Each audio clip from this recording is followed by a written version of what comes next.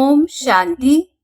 9 जुलाई 2025 की मुरली में बाबा हम बच्चों को ज्ञान के सागर के स्वरूप में हसीन सो देवी देवता बनने की विधि बताते हुए ज्ञान रत्न दे रहे हैं, जिसमें याद की बातें जो हैं वह रत्न बहुत अच्छे खास वैल्यूएबल हैं, नोट करने हैं और किस प्रकार से इन रत्नों को हमें धारण करना है।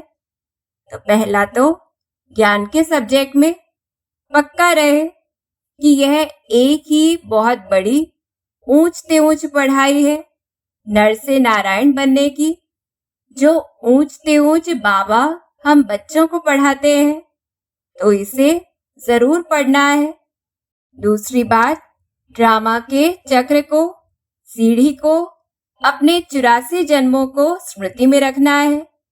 फिर तीसरा, नशा रहे कि जैसे शिव बाबा निराकार है, उनका अलौकिक जन्म है, ऐसे ही हमें अलौकिक जन्म देकर अलौकिक बच्चा बनाते हैं। दुनिया में किसी को नहीं पता कि भगवान कैसे पढ़ाते हैं, लेकिन वह खुद आकर हम रूहों को रूहानी नॉलेज देते हैं, हमें नॉलेजफुल बनाते हैं, राजयोग सिखलाते हैं, जो सारी सृष्टि में और कोई सिखला भी न सके। जिस पढ़ाई से अभी भविष्य राजधानी स्थापन हो रही है, साथ ही खुद सृष्टि का मालिक ना बनते हुए बाबा हम बच्चों को मालिक बनाते हैं, हमें एडॉप्ट कर अलौकिक वर्षा देते हैं, हम ही पवित्र राजाओं का राजा बनते हैं। हम ब्रह्मा कुमार कुमारियों के बिना और कोई स्वर्ग का मालिक बन भी नहीं सकता है। साथ ही नशा रहे कि अब हमें ही पहचान मिली है कि हम सूर्यवंशी देवताएं मालिक थे, तो अभी सत्यनारायण की कथा सुनकर हम गुप्त वेश में दिल व जान, सिख व प्रेम से अपना गवाया हुआ राज्य फिर से ले रहे हैं। फिर से नया भारत होगा जिसमें हम देवी देवता रहेंगे। परिस्तान हमारी कैपिटल होगी, जमुना का कंठा होगा, नेचुरल ब्यूटी रहेगी। तो इस प्रकार से श्रेष्ठ स्मृतियों से हमें ज्ञान रत्नों को धारण करना है। फिर दूसरा, योग के सब्जेक्ट में सबसे पहले तो देही अभिमानी स्थिति पक्की करने की मेहनत करनी है, जिसमें ही बड़ी जबरदस्त कमाई है। तो धंधा आदि करते हुए भी अभ्यास करना है कि मैं आत्मा इस शरीर से काम करती हूँ, मैं आत्मा ही शिव बाबा को याद करती हूँ, मुझ आत्मा में ही धारणा होती है, मुझ आत्मा में ही अच्छे व बुरे संस्कार भरे हैं। इस समय ज्ञान के संस्कार जैसे बाबा में है, ऐसे ही मुझ आत्मा में है। मुझ आत्मा का शरीर जो कि सिर्फ ऑर्गन्स है, वह तो विनाश हो जाना है, तो ऐसे प्रैक्टिस करनी है। फिर दूसरी बात, हम बाप समान शांति के सागर हैं, तो अपने शांत स्वधर्म में टिकना है, अपने मुख में मुलहरा डाल देना है, अर्थात साइलेंस का अभ्यास करना है। फिर तीसरी बात, किसी भी देहधारी को याद नहीं करना है।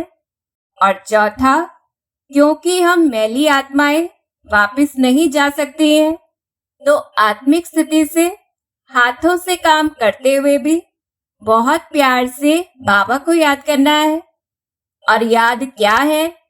जब भी हमारी मन बुद्धि शिव बाबा से जुड़ जाती है, तो वही याद की यात्रा है। इसी याद के बल से हम आत्माएं सतो प्रधान बनेंगी, हमारी वैल्यू भी बढ़ेगी। हम आत्मा पवित्र बनकर इस पुराने शरीर को छोड़ देंगी और बाबा से पूरा वर्षा हमें राजाई का प्राप्त होगा। भविष्य में पवित्र शरीर भी प्राप्त होगा, कर्मातीत अवस्था होगी। 21 जन्म हम विश्राम को प्राप्त करेंगे। तो सिवाय याद के हम आत्माएं पवित्र बन नहीं सकती हैं, खाद हमारे अंदर रह जाएगी और सजा भी खानी पड़ेगी। इसलिए अपनी याद की यात्रा की हमें जांच करनी है कि कितना हम याद में रहते हैं। और अगर बाबा भूल जाए तो टीचर को याद करना है, टीचर भूल जाए तो सद्गुरु को याद करना है।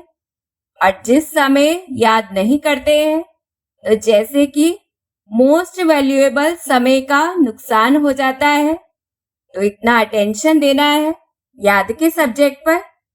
फिर तीसरा, धारणा के सब्जेक्ट में पहले तो पक्का करना है कि जैसे हम पवित्र आत्माएं ऊपर से आई थी वैसे ही पवित्र होकर जाना है।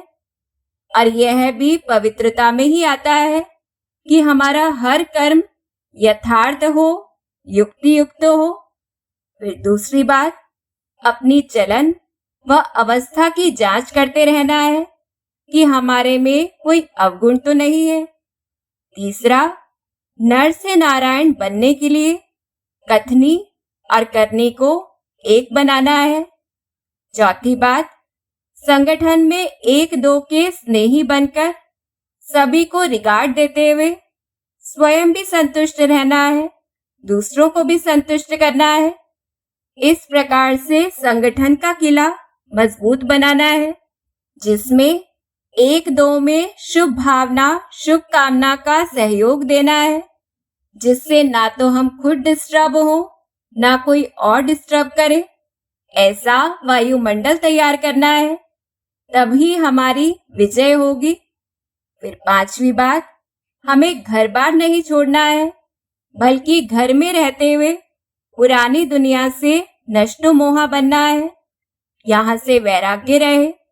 और इसके लिए क्या स्मृतियां रखनी है कि यहाँ तो कितने भी साहूकार अरब खरब वाले भी हैं, परंतु सबके सिर पर दुख है। आज है, कल उन्हें मार दिया जाता है। बाकी तो अभी हम आत्मा की भी वैल्यू बहुत कम हो गई है। खाद पड़ने के कारण कोई काम की नहीं रही है, अपवित्र है। और शरीर रूपी जेवर भी बहुत पुराना अपवित्र हो गया है। यह तो पुरानी जुत्ती है। तो इस प्रकार से यहाँ से वैराग्य रहे कि अभी तो 84 का चक्र भी पूरा हुआ, हमको वापस बाबा के पास जाना है। तो ऐसे जो बाबा हमें रत्न दे रहे हैं वो धारण करने हैं।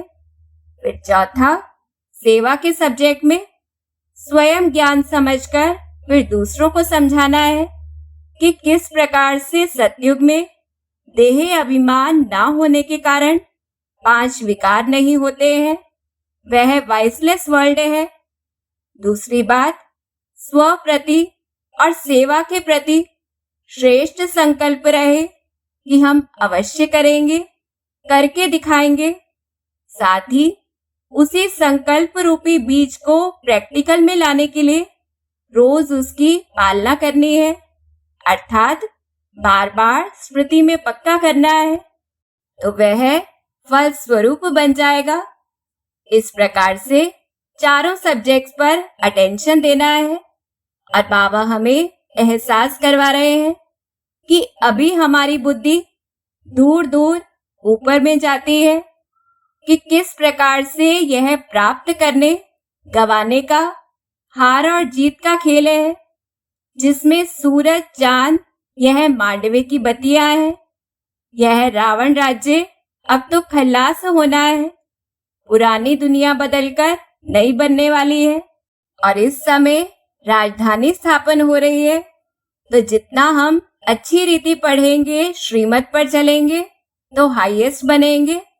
अगर बाबा की निंदा करवाएंगे, हाथ छोड़ देंगे, तो प्रजा में भी बहुत कम पद पाएंगे। इसलिए अब हम आत्माओं को वापस सच्चा सोना बनना है, सच्चा शरीर रूपी जेवर प्राप्त करने के लिए। तो समय वेस्ट ना करते हुए, गफलत ना करते हुए जल्दी तैयारी करनी है, क्योंकि अभी घर जाने से पहले सभी का हिसाब किताब जुक्तू होना है। तो इस प्रकार से समय से पहले हमें अपनी तैयारी करनी है। अच्छा, ओम शांति।